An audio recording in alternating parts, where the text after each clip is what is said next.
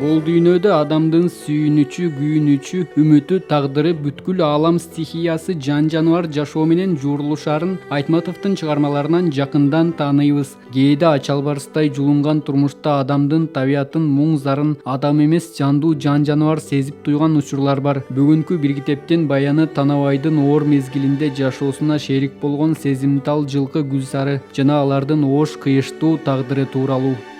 Ассаламу алейкум, урматтуу телекөрүүчүлөр. Ошондой эле бир китептин баяны телебөрүнөн көргөн окурмандар.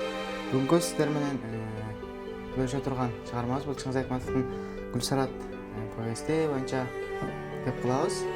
Танабай согушка барып келгенден кийин биринчи ошо жылкычы болуп тоого барат. Жылкычы болуп тоого барганда биринчи жолу ошо тоодон Танабайды кичинекей кезинде көрөт. Жанагы баягы Торгой деген аксакал тааныштырат, ошо Гүлсары деген жакшы кара деп табыштап кетет. Жана ошол жерден Танабай менен Гүлсарынын тагдырлары биригет. Жана ошондой эле аягына чейин ошо Гүлсараттын жан чыкканга чейин ошо тагдырлаш болуп кетет. Бул чыгармада Танабай менен Гүлсарынын тагдыры гана берилбестен ошол доордогу кыргыз элинин башына келген оор түшүүгү, кыйналгандыгы жана бийликтин эзүүсүн дагы жазуучу ачык сүрөттөп көргөзгөн.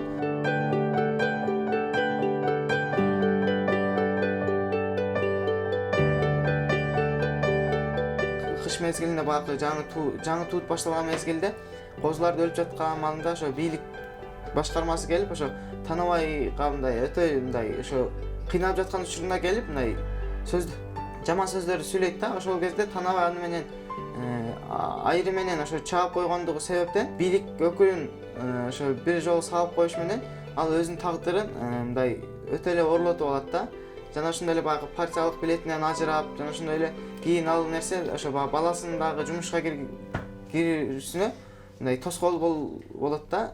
Жылкычы болгондон кийин чабандыкка өткөндө айтып жаткан сөздөр болот. Бул баягы 100 койдон 150 кой алып берем деп айткын деп ушундай нерселерди айтат. Ал кандай эле ошо кантип алам деп айтса дагы сен айта бер деп ошо мындай күч менен ошентип айттырып, кийин ал планга жетпесе ошо мындай адамдарды кыйнагандыгын ачык эле сүрөттөйт да.